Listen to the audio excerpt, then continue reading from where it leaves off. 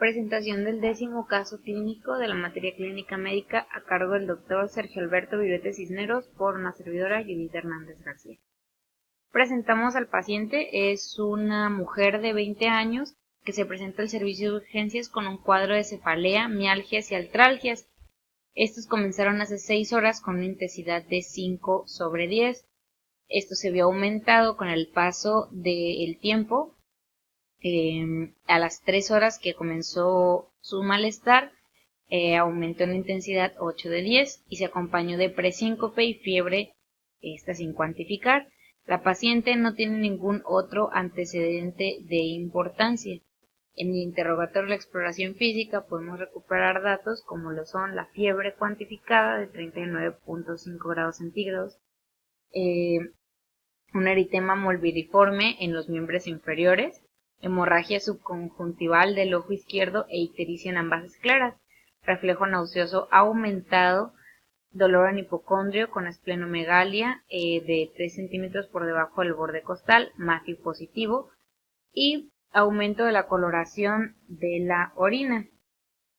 De acuerdo con los datos recabados tanto en el interrogatorio y la exploración física como en el motivo de consulta y el padecimiento y la evolución del padecimiento actual, podemos recuperar los datos pivote, que son cefalea, fiebre, mialgias, artralgias, presíncope, eritema mulviriforme en miembros inferiores, ictericia, hemorragia conjuntival, hepatomegalia, dolor de hipocondrio derecho, Matthew positivo, reflejo nauseoso aumentado y el aumento de la coloración de la orina.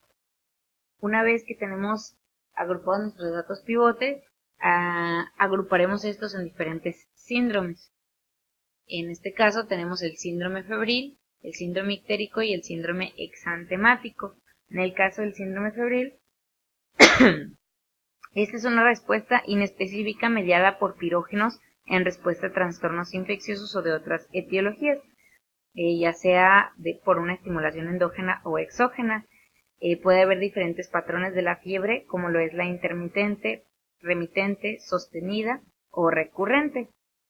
Generalmente se acompaña de taquicardia, artralgias, mialgias, anorexia y fatiga. Generalmente nos conllevan a la taquipnea y se puede acompañar también de cefalea. En el caso del síndrome ictérico se caracteriza por la coloración amarillenta de la piel y mucosas a causa de un aumento de la concentración de bilirrubina en el torrente sanguíneo. Esta puede estar dado por diferentes patologías como procesos de hemólisis intra o extravasculares, daño hepático como un déficit enzimático u hormonal, esto afectando la disminución de la conjugación de la bilirrubina, un daño del sistema vascular del hígado, por ejemplo, un shunt portosistémico o una disminución del flujo, o por defecto en el transporte dentro del hígado o de los conductos biliares, como procesos inflamatorios u obstructivos.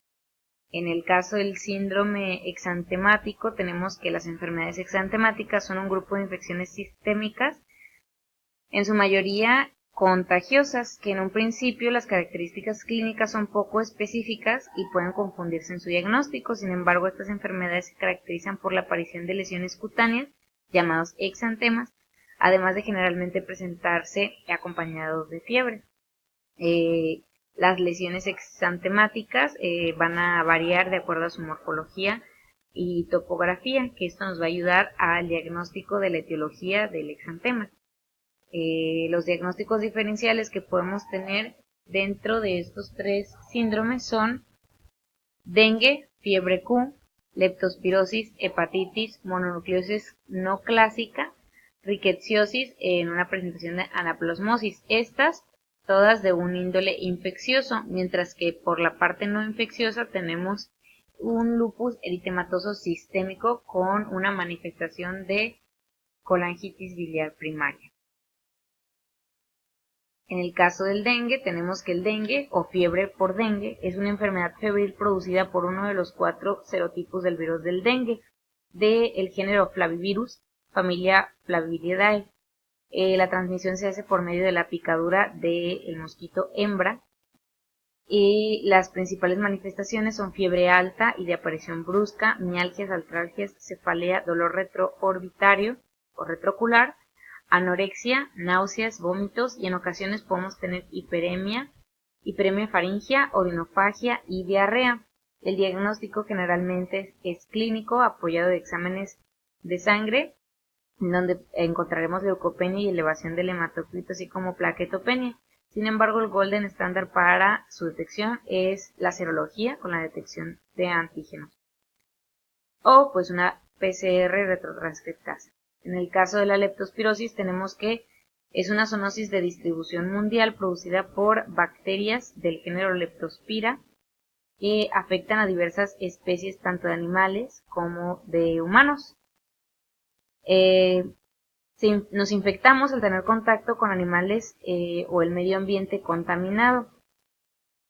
Por lo mismo se dice que es una enfermedad profesional o ocupacional debido a que se da más en personas que tienen contacto con este tipo de animales como ganaderos. Tiene diferentes presentaciones clínicas, pero las principales manifestaciones es un cuadro febril agudo, mialgia, cefalea, escalofríos, astenia, trastornos digestivos, disuria, coluria, ictericia e incluso nos puede llevar a una disfunción hepática y renal. Tiene diagnósticos diferenciales con otras infecciones como el paludismo, la hepatitis vírica, el dengue por sí mismo, la rickettsiosis, fiebre amarilla, mononucleosis infecciosa, fiebre reumática y brucelosis. El diagnóstico se puede hacer mediante clínica y apoyados de diagnósticos de pruebas de laboratorio como VH, química sanguínea, tiempos de coagulación, ego.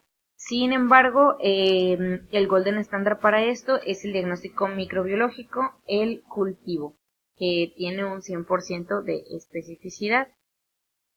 En el caso de la fiebre Q, esta es una enfermedad aguda o crónica causada por Rickettsia coxiella burnetii, de distribución mundial, a excepción de Nueva Zelanda y la Antártida. Esta se transmite por diferentes animales como el ganado bovino, las cabras, carneros o animales domésticos. Se puede transmitir a través de la orina, heces, leche o líquido amniótico y puede sobrevivir durante largos periodos en el ambiente, lo vamos a adquirir ya sea por inhalación de aerosoles infectados o por ingestión de leche, fomites o agua contaminada. El establecimiento es abrupto, con fiebre, cefalea intensa, escalofríos, malestar general grave, mialgias, anorexia y sudoración. Frecuentemente los casos agudos se presentan con una infección asintomática, un síndrome gripal, una neumonía o una hepatitis. El diagnóstico para la fiebre Q es el cultivo con muestras del tejido a través de la técnica de cultivo centrifugado, pero el golden estándar es la inmunofluorescencia. La rickettsiosis, en este caso anaplasmosis, es una zoonosis emergente transmitida por medio de la picadura de la garrapata Ixodiidae, que estos microorganismos llegan a la sangre tras la picadura e infectan a los leucocitos circulantes y a las células del sistema mononuclear fagocítico. En el interior de las células inhiben la función del fagolisosoma y retrasan la apoptosis. Y se manifiesta con un síndrome febril, artralgias y mialgias. Por otro lado tenemos a la hepatitis A, que es una infección aguda generalizada que afecta sobre todo al hígado. Esta tiene dos fases, la fase preictérica, que se caracteriza por síntomas típicos como malestar general, anorexia, náuseas, vómito, fiebre, dolor abdominal y cefalea. En ocasiones puede haber escalofríos, mialgias, artralgias, tos, diarrea, constipación, prurito y urticaria. Mientras que la fase ictérica se caracteriza por coluria, acolia e ictericia. En algunos casos puede manifestarse mediante formas atípicas como hepatitis recurrente, colestasis prolongada o persistente, falla hepática fulminante o asociada a hepatitis inmune. El diagnóstico para esta es la demostración de anticuerpos de tipo IgM.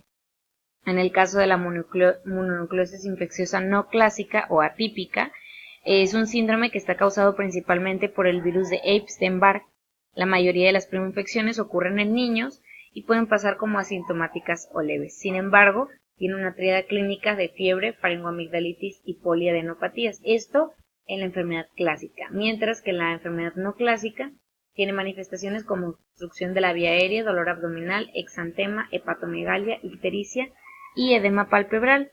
El diagnóstico para esta se realizaría por medio de pruebas serológicas con detección de anticuerpos heterofilios y de anticuerpos específicos frente al virus de Epstein-Barr. Y por otro lado tenemos en las no infecciosas el lupus eritematoso sistémico, que es una enfermedad multisistémica crónica autoinmune de causa desconocida que se caracteriza por una amplia variedad de manifestaciones clínicas, producción de anticuerpos. Es predominante en mujeres 9-1 entre los 15 a 55 años. Tiene 11 criterios diagnósticos clínicos. De los 11, cuando se encuentran 4 o más presentes en nuestro paciente, podemos diagnosticar clínicamente un lupus. En el caso de esta enfermedad, estaremos pensando que el lupus se está manifestando con una colangitis biliar primaria, que esta es una enfermedad hepática de progresión lenta que predomina en mujeres, como bien les decía, que se caracteriza por una inflamación de los conductos biliares intrahepáticos de pequeño y mediano calibre que puede progresar hasta una cirrosis. Pueden permanecer asintomáticos y diagnosticarse hasta que el daño hepático sea muy grave con el aumento de la fosfatasa alcalina. Se considera una enfermedad autoinmune prototípica debido a la ausencia de anticuerpos altamente específicos y presencia de células T autorreactivas. Las manifestaciones típicas son propias de la colestasis crónica con prurito, ictericia, xantomas o xantelasmas y alteraciones bioquímicas con aumento de la fosfatasa alcalina, glutamiltransferasa, colesterol y bilirrubina. Entre los exámenes que pediríamos para nuestro paciente está la BH, la química sanguínea con función hepática y electrolitos séricos, los tiempos de coagulación, cultivo, esto para confirmar el diagnóstico de leptospirosis o de la rickettsiosis, un ultrasonido para la colangitis, la inmunofluorescencia, anticuerpos para también la rickettsiosis y la fiebre Q, y anticuerpos antinucleares para el lupus eritematoso sistémico.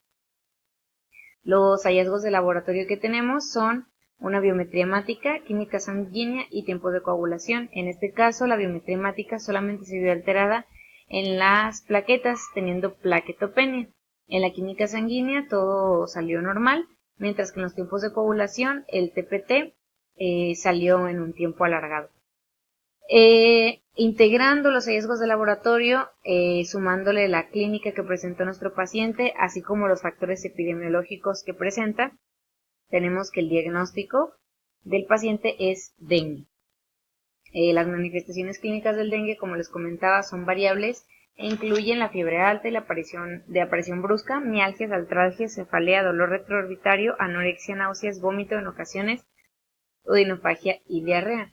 Actualmente esta enfermedad se puede clasificar como dengue sin signos de alarma, dengue con signos de alarma y dengue grave. Cuando debemos de considerar signos de alarma son cuando se presenta un dolor abdominal continuo e intenso, vómitos persistentes, acumulación de líquidos, sangrado de mucosas, letargia, hepatomegalia mayor a 2 centímetros bajo el reborde costal y laboratorio con aumento del hematocrito y descenso de las plaquetas. El diagnóstico se puede realizar clínicamente, como les comentaba, apoyado de exámenes de sangre, así como pruebas de función hepática. Esto relacionándolo también con la epidemiología. Como sabemos bien, Puerto Vallarta es una zona endémica del dengue. El golden estándar para su diagnóstico sería la serología con la detección de anticuerpos o la PCR retrotranscriptasa. Sin más por el momento, los invitamos a que sigan investigando más sobre el tema y esto sería todo por mi parte. Muchas gracias.